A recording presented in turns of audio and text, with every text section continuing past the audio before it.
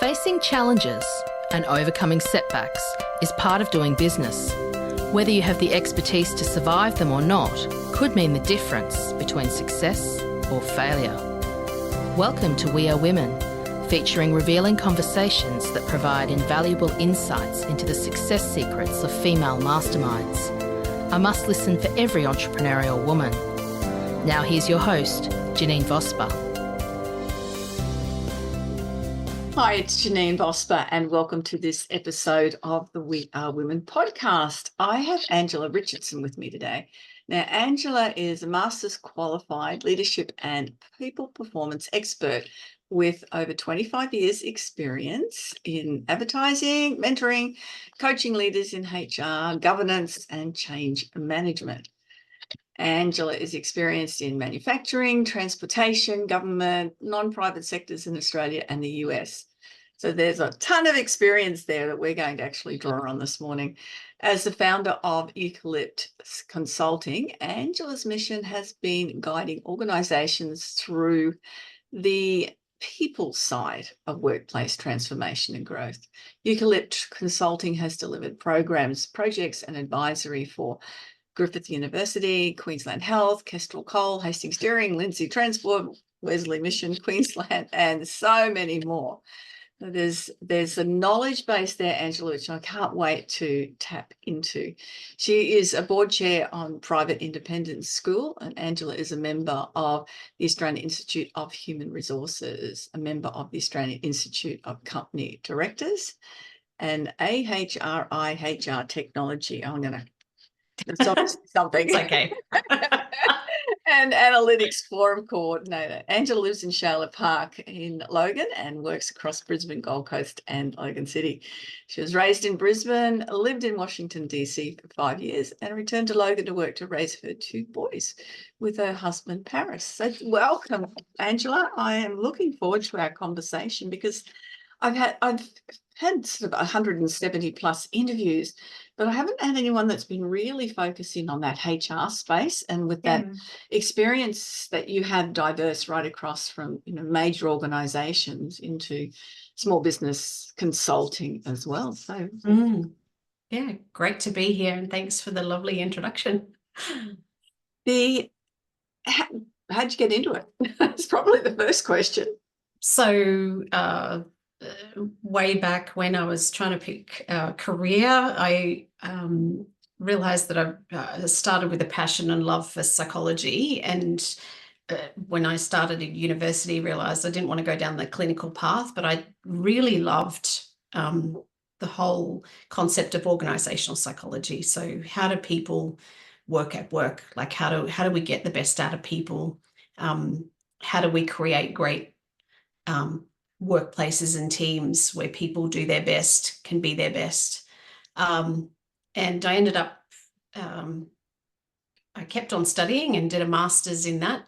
And then I met a guy and we got married, and I went overseas for a little while. And when you're doing organizational psychology, probably one of the key areas to get experience in is human resources, because there's some linkages there to human resources functions. So it was a great entree into the workplace, and how, I was just out of university, so I didn't really know too much, but how organizations work and the people side of that, really.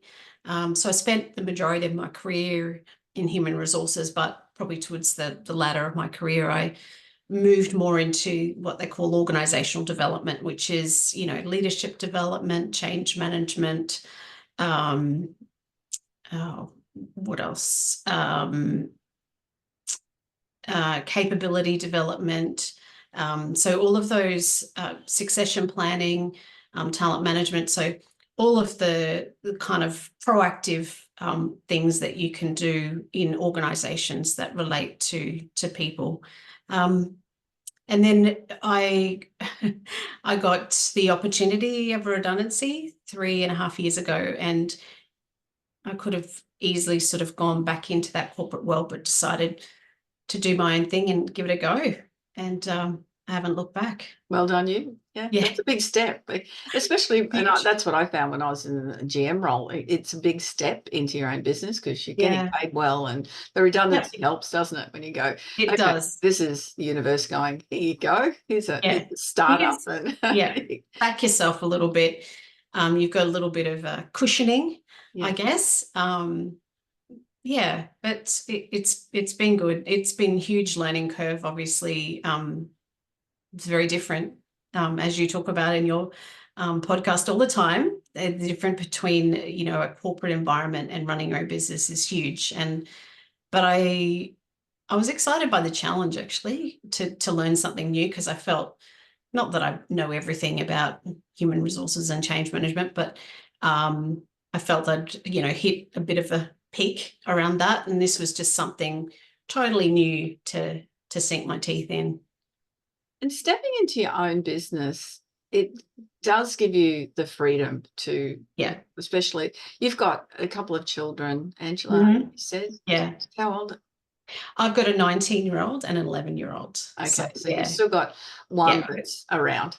yeah. Another 5 years, but who's counting?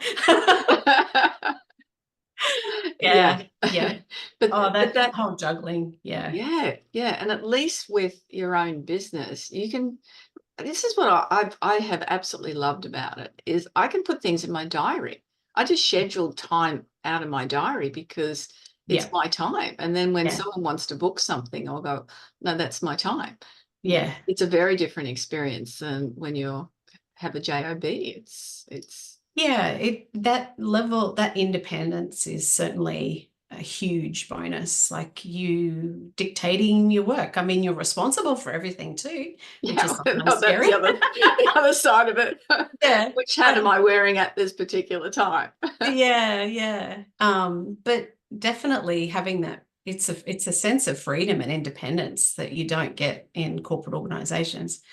That's great in that. And the variety of work I've really enjoyed, you listed off, some of those organizations, and it's just great working for different organizations. There's a lot of similarities, but there are differences as well. So really tailoring solutions is um, interesting to me, because as each organization I go into, it's like a new puzzle to solve, sort of thing, which keeps me on my toes and excited, Interestingly, I was chatting to a gentleman this morning that has his own HR business, but he does a recruitment business, sorry, not Yeah. HR, recruitment business, but he treats it more as a HR space, because it's not just finding anyone for a job, it's finding the right person for the job, but what's the business going to do with that person Yeah. afterwards, which Yeah. is such an important factor, isn't it? It is. It's strategic, selecting the right person,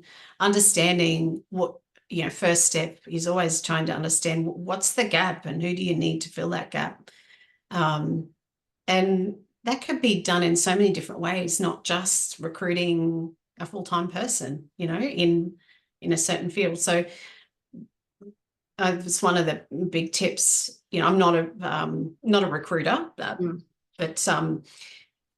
I always sort of say, when a leader gets to the point where they need to recruit, don't just dive into doing what you've always done. Take a little bit of a pause and say, well, actually, what do I need? What have I got? What do I need? Not just like tomorrow, but in 5 years, 10 years, a little bit longer term thinking. What are the skills that I need to develop, and who might be the best person to bring that in? It could be, some whiz bang AI specialist just straight out of uni, or it could be, someone that's, totally different to what they originally envisaged, just by doing that little bit of a pause and a think. And that's such an important factor. And that was the example, when we were chatting, I said, what you might employ a forklift driver, but that forklift driver might want to be the warehouse manager in 5 years. And how do you know? Or they might not. And it just depends on. Yeah. And that goes to your succession planning as well, and being really keyed into what do your people want? People, I guess, there's a lot of movement in the employment sector, and people are probably more than ever kind of picking and choosing where they want to work.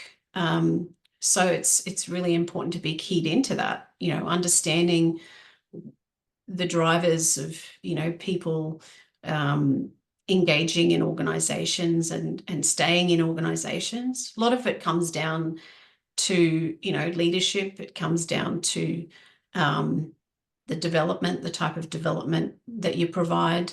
But equally, there are some people that are just happy to do what they're doing and do the same thing for the next 10 years. So, if that suits your business, it's good to have that sort of loyalty. If it doesn't suit, then, that's a challenge. Definitely. And along those lines too is what this gentleman was saying this morning is that what it was 2 years ago, the fourth most important factor was income, was how much you got paid. Yeah. Now, the first most important aspect is how much you get paid. Yeah. Which has switched around as opposed to, For many, many years, I used to sort of talk about with leaders, I used to say, look, as long as people get paid fairly, they don't really, anything in addition to that is not really going to get you bang for buck, I guess. Yeah. Focusing on the other things for people was important. Leadership, the team environment, the development opportunities. But you're right, it has changed in recent times, and not surprisingly, really. People are really suffering, that the cost of living pressure. And that's interesting, isn't it? So people, and when you're looking at the psychology of the workplace, tell me what that means, first of all. What does that mean, the psychology of a workplace? Psychology of a workplace. Well, a workplace psychology. It's applying a science to the people side of work, which is, what are the things that, what do we know? And there's a whole, I guess, research body around it. There's a lot of different theories and models and things, but really it comes down to, how and why people do the things they do at work, and how can you create a work environment that brings the best out of teams. So let's take it to a bit more of a practical level. If you describe, the difference between the best place you've worked and the worst place you've worked, what is it about those workplaces that makes the difference between those two? And you might say, well, in the workplace that, I had the best experience, I had a really great leader, and they trusted me to do my job. They gave me autonomy, but they were there to support me. If I made a mistake, it wasn't the end of the world, and they were there to kind of lift me up and support me through. And on the side of it was a worst workplace, it might be, really bad behaviors going on in the workplace, stress, not feeling safe. What else? Think of all those. Oh, look, I'm getting that. I know when so for me, just as that, it's triggering things for me to think of. For me, the best and worst place is the same place. Yeah. Okay. Change of management. Yeah. So the owner was very, very hands-on. Well, the first 15 years I was there, and then stepped back, brought in an ops manager, some took over, and particularly with the ops manager, there was no respect. It was a completely different experience. And as people have listened before, that was sort of when I stepped into a 5-day fortnight. I was doing that anyway, but it was the catalyst to go, hey, Janine, just go do your own stuff. You've got it going anyway. Yeah. It was a prompt, and probably it was the, I keep saying thank you to the universe that brought her into that position. Otherwise, I still would be, earning my $100,000 a year for 5 days.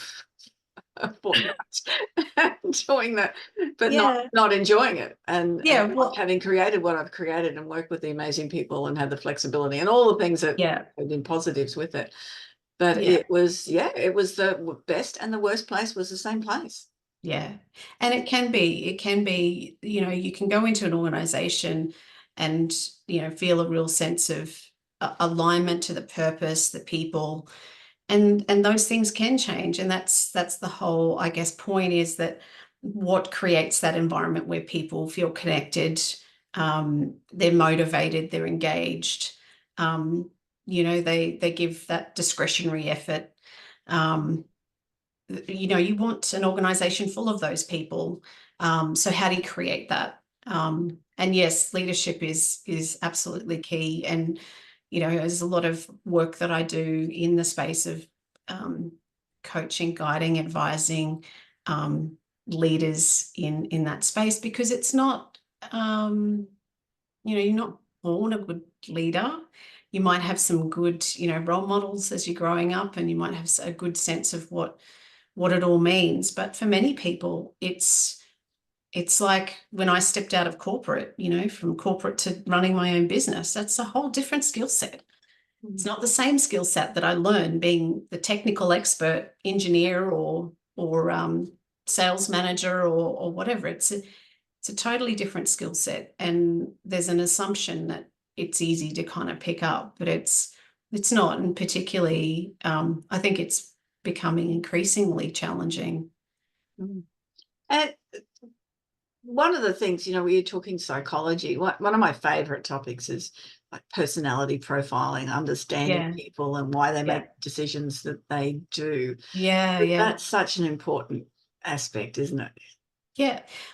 It comes down to understanding each other, because we know that diversity is great for organizations, but what it brings diversity, which means we actually need to stop and get to know each other better. And those there's lots and lots of different personality, and some are sort of a little more credible than others, but at the end of the day, if you could use lots of different tools to just start that conversation about this is the way I like to work, this is the way I like to communicate, this is these are these are my strengths in terms of skills and abilities, or these are the things that I'm passionate about, inside and outside work, not just sharing a little bit of yourself, but also getting to know your colleagues on that personal level is really helpful when you're needing to rely and work with each other to get things done. Absolutely.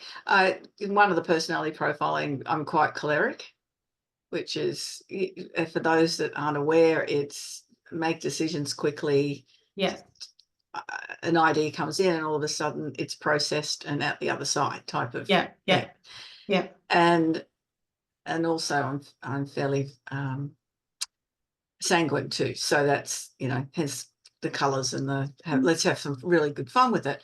But if I'm under stress, I just jump back in choleric and just get the job done. Don't annoy me. And I think a word that some people have used more than once could be quite bossy as well. So, but action orientated. And that's what it is. Yes. But it is that, especially when people are under stress. It's one thing to go, okay, I can play nicely now. And look, as a coach, I play nicely in all of the, different what's needed at the time with that particular client, and adapt to it. Still coming from the let's get the job done space, but you adapt. But when you're under stress, that becomes a real and a lot of businesses are under financial stress now. There's a they're limiting the amount of workers to get the job done. There's so much. So that's really tricky, isn't it? It is very tricky. You help people with, and how do you do that? Well, I think that one of the traps is that thinking that you can do it all on your own, and I think it also, I see a lot with leaders recruiting people in their team that are just like them. So we talked about the diversity and the value of that.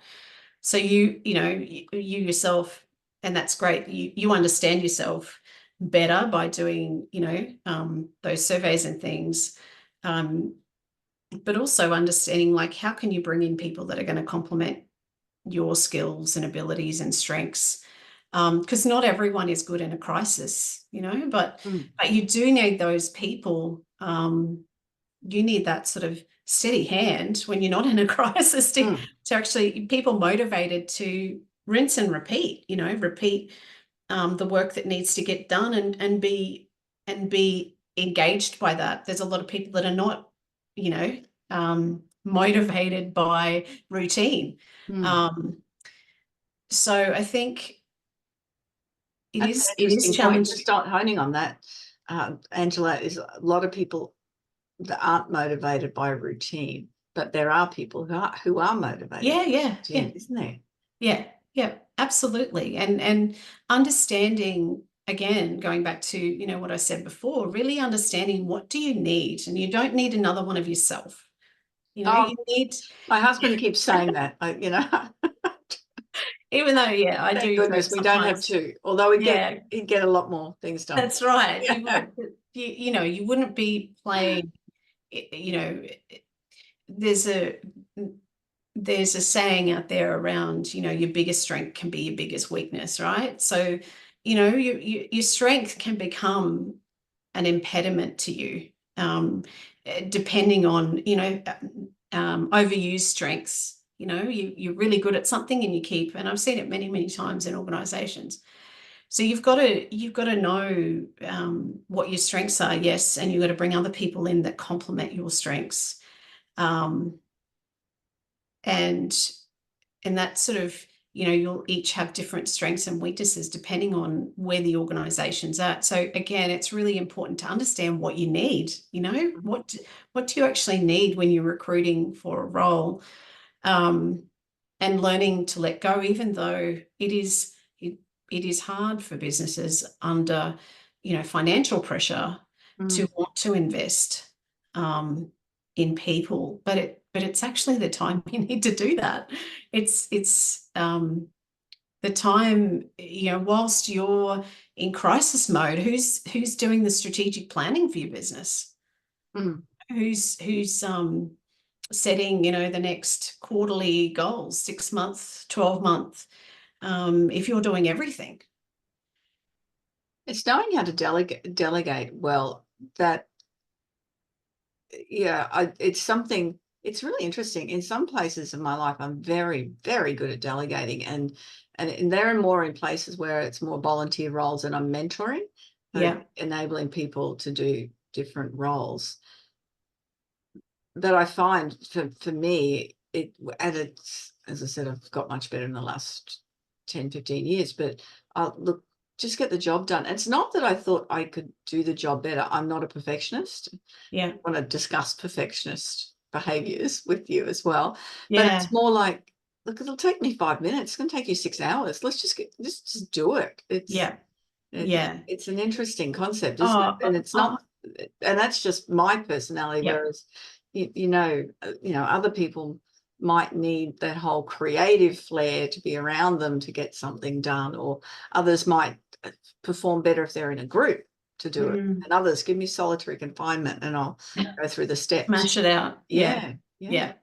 I have the same challenge as well, is, when you're building, you've got a team and you're building their skills, like, it's painful to watch people struggle. And I think it's a part of my helping side. Like, I really just want to help, but, I'm not helping them by doing it for them. I've got to remember that, remind myself of that, because they need to learn. The only way they're going to learn is by doing. So you can coach them, you can, provide the feedback, you can sort of help them explore, but, they're not going to learn unless they're doing. So the more you do for them, the less they're going to learn. But it is hard, you just, and that you could do something, in half the time, and but got to let go.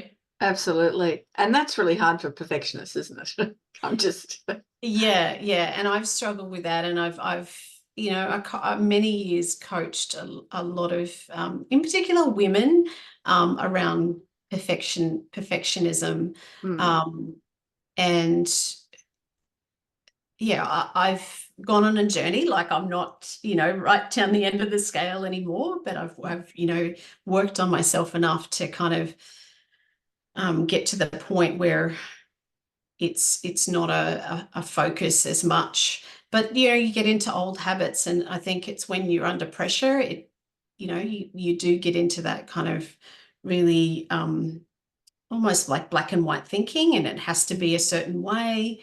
So stopping and reflecting on that, stopping and reflecting on what am I trying to achieve? What's the bigger goal here? What's the outcome that I want?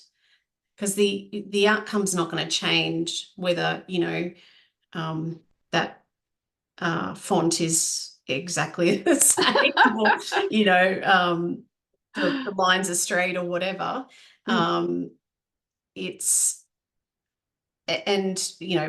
yourself of that. What are you actually trying to achieve? What's the bigger picture here? Because you're not going to be achieving it in an efficient way, which, when you're running your own business, you don't have, hours and hours and hours of time, unless you're happy to be working for free, to spend on perfecting things.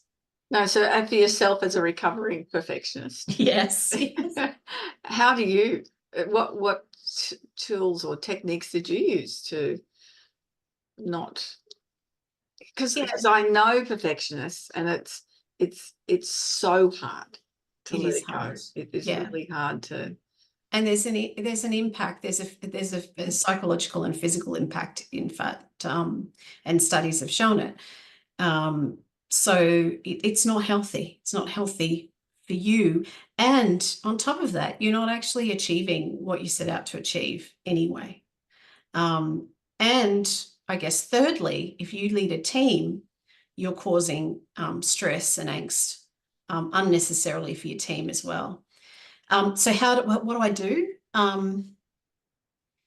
It's like that soul, let it go, let it go. You do One have of those to let it mantras. go. I think let things go. What I said before, which is to start with the end in mind. So before I start a piece of work, really be clear in my own mind and with the client or whoever I'm working with, what are we trying to achieve here?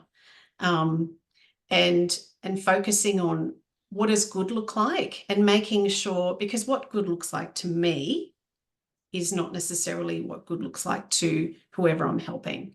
Well, so that's the thing with what is perfect. Yeah, exactly. And, I've got, for certain things like, PowerPoint skills, for example, I've got this, idea in my head of what something should look like.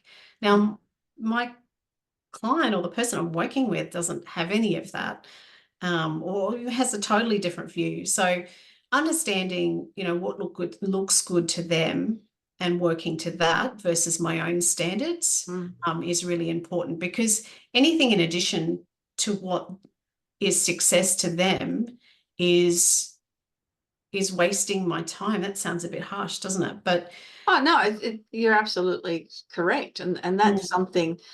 Oh, I could do a whole conversation about how much time people waste by giving away too much time to clients, or too much spending hours and hours planning for 1 hour of training, or how and not adding any value with that additional work, because it's over, and this is related to perfectionism. It's over engineering, and I do have a tendency to do that sometimes too. I think the other key trick is to have people around you that can pull you up when they can see you doing that. And I do have a little group of people that I work with regularly, and they know me, and we have that kind of relationship where they can say, Ange, I think you're over engineering this, and then usually they're right. Need to step back. Yeah, people don't say that to me. But and I think that part of it, I do believe, is confidence in your capacity and ability to do what you're saying you're going to do. Yeah. You find that, so if I'm doing speaking anywhere, of course I'm going to prepare what the outcome is for the audience, and why I've been hired to do that. Yeah. But it's now, because I know, okay, I can just do it, and whatever I'm training on it's stuff that I know and can deliver well. So I don't I have to overthink it or just, and it's not winging it. It's just, so I think that would have to help. I don't know, because it's not. Yeah, there's definitely a link there to confidence. And that's, I've learnt to wing it a lot more. Yeah. Trust yourself that you've got the skills and you can do it. Again, that's something that a lot of women struggle with, is that confidence. I've always been confident in things that I've done at least once before, but it's things that I do new that really, turn me inside out. I had to speak for the school that I work for as a board member. I had to speak at the Year 12 graduation last year, and I was like, turning myself inside out, worrying about that event and how I was going to look and what I was going to say, and it was nerve-wracking, but to sort of counteract that, I got someone who is an expert at public speaking, and I had her coach me for a few times, and we worked out some sort of fallacies and mindset issues I had with the whole scenario, and it worked out really well in the end. And now I've got to do that again this year, but I haven't been worrying about it all this year. So yeah, it's that first time that always gets me. And mentioning that fallacies in your head, that's that imposter syndrome. That it's actually not a syndrome. I spoke to somebody, and it's not a syndrome, but it gets called that now. Yeah, it became popular terminology for it. But it is that. Yep. That I'm not good enough to achieve this or do this. Or in my mind, who's this woman who's not got an education background coming, as a board leader for a school, and who does she think she is? Like, she doesn't have any background or experience in this. How is she adding value? So all that sort of mindset and self criticism all comes to the fore when you're feeling stressed about things. So, doing that work to reframe all of that is really important. One of the most important things that I learned out of that was to be yourself, to be genuine, and to not try and be someone else that you think that people are looking for. Yeah. That's probably the best advice you could give anyone, is there's only one of you. And be that authentic you in what you do, because that's who and what people can connect with. Yes, that's right. And I think I was able to do that, which is good, because the end of the day, I do add value, and there's lots that I bring that is different, to that board. So it's just about shining that through, and letting people know that.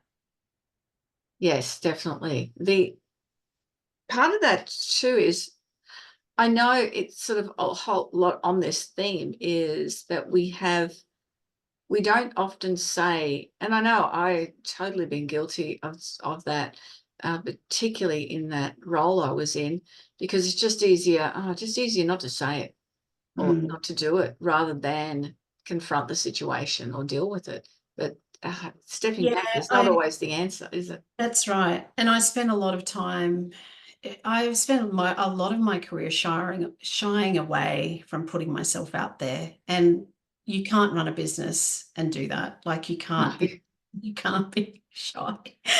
And I've had to learn to put myself out there, be uncomfortable, put myself in a lot of uncomfortable situations. But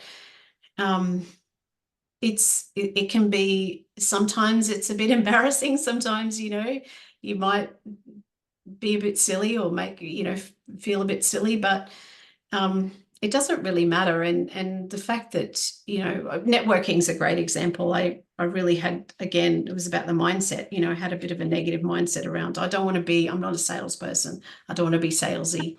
I don't That's want what to I be teach every single day of the week, Angela, is for how people to who be. feel like that, that feel like Yeah, it's being salesy. yeah. It's got nothing to do with sales. It's got nothing to do with sales. Selling. Yeah, yeah. And Yeah. I learned that sort of progressively. I should have engaged you like, 2 years ago. But I learned that it was all about connection and just, sharing stories and being generous. So it's, again, that mindset's so important.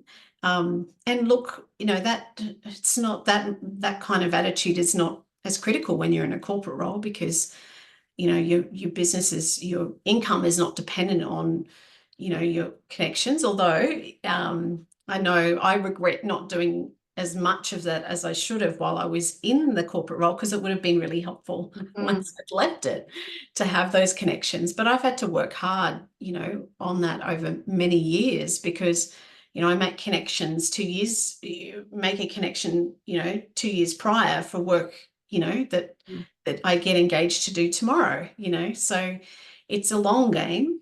But that mindset is so important. And when you're in that sort of loop of, negative thinking, it's a good time to challenge yourself and, well, how could I actually think about this differently? How could I approach it? When I realized that I can approach it with generosity, it was like a light bulb went off in my head. It's like, oh, okay, because that's me. Like, I like helping people, right? I like helping people with their people, essentially. And so when I realized it can just be about that and not about being pushy, or not about, someone thinking that I want something out of them, it became so much easier. Yes, it's what I, often, well, usually say, if you're thinking like that, it's about your ego. Because if you're in a role and you've got an idea or a product or a service that's going to help people make their life easier, change their lives, then it's really just your ego getting in the way of you sharing that information. Yeah, that's a good way of putting it. Yeah, yeah. Why would you want someone to not know about you, go to someone else that doesn't help them anywhere near as much? Suffer unnecessarily, right? Yeah, absolutely.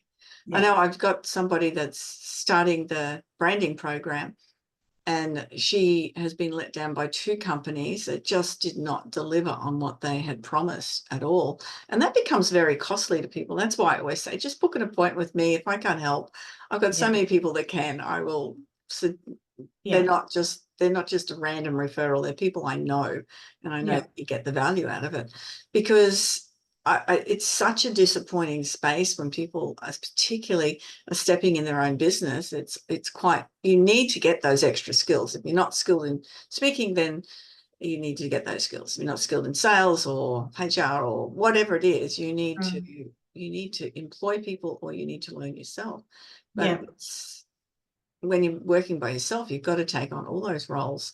So while you're doing that, you really do need to get expert advice on how to do 100% it. But to get the right advice with the right people, it's just, I heard 2 stories this week, and it's really distressing, where they've invested a lot of money that they really don't have, and just not going to get what they were expecting. So it's finding a good coach is really important, I think. I worked with someone last year, and she was able to kind of shift me from that. Was a lot of the contracts that I was doing were more subcontracting, and I wanted to get into that direct contract space. And part of that was she helped me shift that mindset. And it is a different way to think. I mean, it's different going from, corporate environment to being a contractor, but totally different again from being a contractor to being, CEO and running your own business and seeking out direct contracts. And, because it's all about you, it's all about the brand, your brand, not somebody else's brand. So again, I felt like I needed that little boost, and that's, it served me well, but when you feel like you're not skilled at something, then get skilled at it. Read, lots of reading, lots of listening to podcasts, and getting the expertise to help you, from a coaching perspective. I think are definitely really valuable, because you could be, floundering in something for 6 months, and really think of all the lost opportunities in a period of 6 months when you could have got great advice within a few weeks and really, changing things around for yourself. And one of the things, if we're talking about mindset too, one of the things I find with women compared to men, and it's interesting because I market to women. I have the We Are Women podcast. I have We Are Women mastermind group. I won a major international coaching award for coaching women, and out of my private clients at the moment, 80% are men. Yeah, it's really interesting space. But why do you think that is? Because men will go, I need to fix this, and they will invest in themselves. Yeah.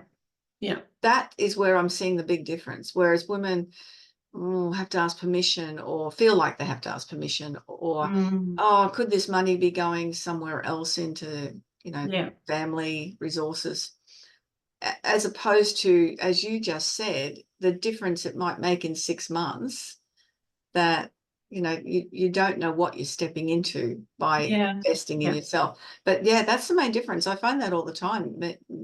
Men with small businesses where I go into as well, it's the same deal. Women don't put themselves first, traditionally, and when it comes to running a business, it's you do need to put, if you're leading your organization, your skills are the most important. Skills and capabilities are the most important in the business that you're running. So if you haven't got the right skills and capabilities, then you need to work it out somehow and build them in. There's lots of different ways to do that, but having a coach is one great way. And lots of people I found over the years often get promoted into roles that they don't have the skills for. They might be the top leading salesperson, and then they get promoted into the sales manager's role, which is a totally different position and expectations and outcomes. And that doesn't suit them, and they flounder, and then they leave, which is things I have seen before. How does a business really, because if someone's doing something well, you want to reward them with some form of, not just financial reward, but something to recognize they're a senior. I know medical does it quite well in the hospital system, and also universities do it well also, because they'll still be practicing law, or they'll still be doing the surgeries, but they just have a more responsible position. Might be mentoring or something. So what you're talking about is kind of like there's a leadership pipeline, and then there's a technical pipeline, so that people can move up an organization or move into seniority, I guess, without having to lead a team. And organizations that do that well recognize or have in place structures that allow that to happen. They can get the seniority without leading people. The other side of it is that it's not, if it is a different skill, but it is teachable and learnable too. So it's about setting, when you're putting someone who hasn't ever led a team into a leadership role, support them, set them up for success. Hopefully, ideally, you would have given them some opportunities to try it out first. You would have maybe done some coaching or training with them in advance, or provided support in the early days of a leadership career. There's lots of that first shift from being a team member to a team leader is a critical one, because it's there's so many things to learn at that that first step. And then there's kind of a step to more of a middle level manager, and then another step at that executive level. They're all different skills, stepping stones, but be mindful of the skills that you need and the gap that exists, and from a personal perspective, seek it out. From an organizational perspective, support people in that journey. And it's okay if we support you and it doesn't work out. That's okay too. You've given it a go. It's not a failure if you decide that leadership's not for you. I remember when I stepped, and so that, there's a difference between leadership and management as well, which we go into. But I remember when I first stepped into leadership roles, the expectations of my colleagues, who I was in a similar role as them and then stepped up, it was really interesting, that change in dynamic.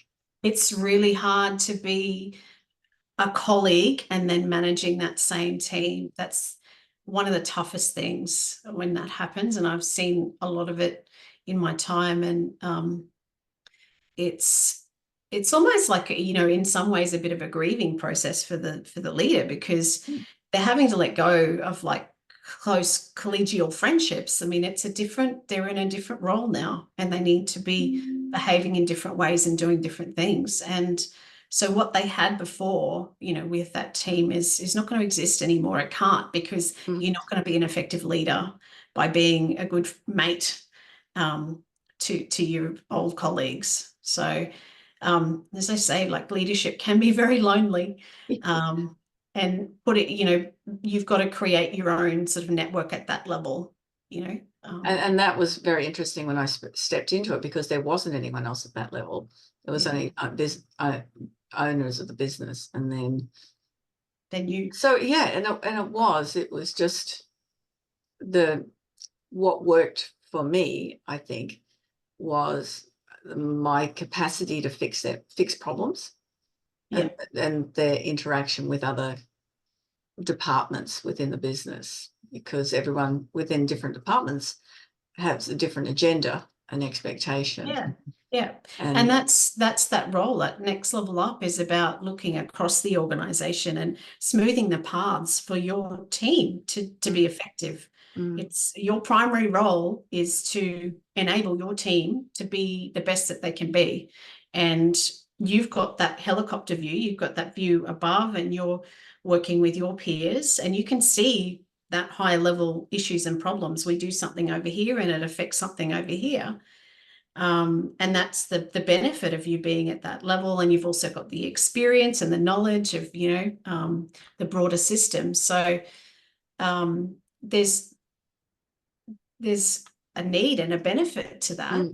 But you do need to let go of what you used to do, which is hard. It's certainly, I'm glad you said that it was the hardest thing, which is really interesting. And just on a different point as well, you mentioned the word grieving, which is when I left, and I don't know whether you experienced this when you left corporate and into your own business. After a few months, I just went into a funk for a couple of weeks, which is very unlike me. It's usually get up, get the work done, and move on. And it was a funk is the word I used to describe it. I couldn't figure out what it was. And then I had a realization that it was grieving the company at work, the connections in that workplace.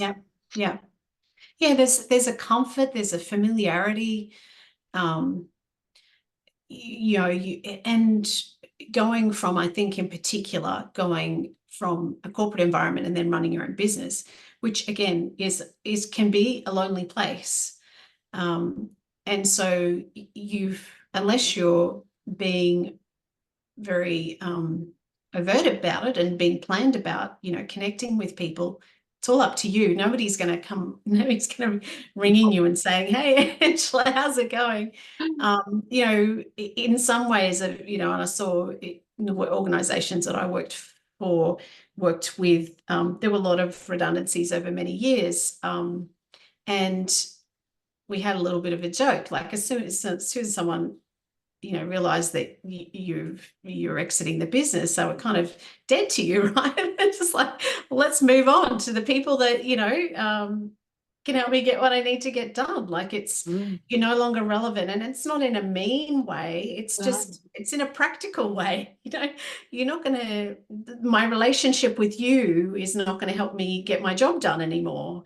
And so, that feels really funny. You know, it feels really funny to be, you know, cut off, you know, so quickly. And yeah, it's like any change, it's a grieving process. It's, you know, that what I had is no longer. And it's quite normal, which is something yeah, very that normal, people don't very normal. understand. Yeah. And it's about then defining, well, what's important to me going forward. Like, you know, for relationships, and your work colleague relationships are really important. And this is something I've actually gone through myself as well. You know, I've one of the main things that I missed in the first couple of years of my business is having a team. And so I've been able to slowly kind of, you know, develop, get into a position where I do have a small team now, and it's great. You know, I love working with people. I love collaborating, and I really miss that that part of being in a workplace. And that's such an important factor. For me, it's mastermind and networking. You know, the networking is a great space to build those connections, and just feeling, because I'm an outgoing extrovert as well. So, you know, there's only a certain amount of hours that I'm going to sit in front of the computer at home. Yeah, I'm not an extrovert, but I have moved down. I was probably an extreme introvert as a child, but and in my 20s, but I've, you know, moved down towards the extroverted, and, you know, being a lot more comfortable with it and enjoying it actually. But I can only go so far, and then I need to have my own space and be back in front of the computer again. My space is getting away and sitting in front of a campfire. Yeah, nice. And just enjoying that, which I'm going to be doing this coming weekend, which is awesome. Awesome. Yeah, love being out in nature. Such an important part of life and well-being as well. Oh, definitely. When we finish up these, we look at 3 takeaway points. So we've covered so much, Angela, and it's been of such high value to listeners. What do you want people to remember? Well, I think there's a couple of things that we've covered. We talked about perfection. So my little mantra is progress over perfection. So I'm not sure who coined that term, but you can own it. It's good. Yeah, it's perfect. 3 words that says, you know, look at the bigger picture, and look at that overall value rather than you know, the minute minute stuff. The other one probably is that just putting yourself in uncomfortable situations, and candor over comfort. So, you know, just putting yourself out there. If I spend a week and I've just not put myself out there in any way, I need, you know, it's time to do something new, different. Reach out to somebody, catch up with somebody, do something that's a little more challenging. And probably the third thing is about that connection with others. Certainly running your own business is all about connection. It's all about, you know, connecting with people. And it's not, as we talked about before, it's not about me selling you something. It's about just me understanding businesses, what their challenges are, and helping them in some way. It might be connecting them to somebody else within my network that could help them, or connecting them to information. I'm a really big reader and researcher, and I love to, you know, share a little model here and there with people, say this might just get you over this hump that you're experiencing, or solve this little problem for you. So, and that, you know, it's not only great to have that philosophy as a business owner, but just personally feeling like you're putting something positive out in the world, serving some sort of purpose, even if it's small. Yeah, they're all such important factors. Angela, how can businesses get in touch with you? Well, they're not actually businesses. How can people get in touch with you? So we've got our website, www.eucalyptconsulting.com.au, or they can email me, angela@eucalyptconsulting.com.au. Often people say eucalyptus, and it's not eucalyptus, it's eucalypt. How did the name come about? I live backing up to Daisy Hill Forest and in amongst the eucalypt trees, and I was looking to have a link. It was so when I started the business, for me it was all about my own personal growth, but helping organizations grow, and not just getting bigger, but growing their people and maturing. And so I wanted to have some sort of link to that, and I wanted the color green. That was because I'd worked in organizations that were very orange and red, so I was like, green is going to be my color, and now I got to pick some words that match all of that. So yeah, excellent. No, it's lovely. Thank you so much for your. That's all right. Thank you for having me. I've really enjoyed it. Yeah, that's great knowledge, and time goes quickly, doesn't it? It does. It certainly does. And there's a whole lot of value on that. So thank you again. You're welcome. And remember, you can contact Angela through eucalyptconsulting.com.au. You got it. I was so tempted to put the eucalyptus on. No, I put the other in your mind.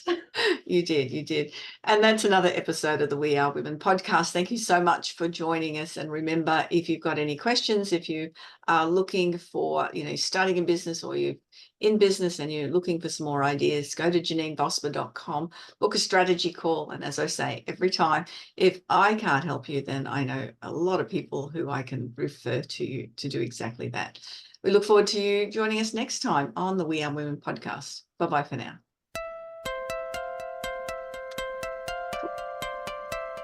So, do you feel stuck in a rut in business? Visit speechperfect.com.au and download Janine's free ebook to avoid the 5 most common stumbling blocks women face in business. It's jam-packed full of tips to overcome the barriers that could be holding you back from the success that you dream your business will be. We would love you to leave a review of today's episode and share this podcast with other women in need of entrepreneurial inspiration. Subscribe to the next episode now and join the We Are Women community.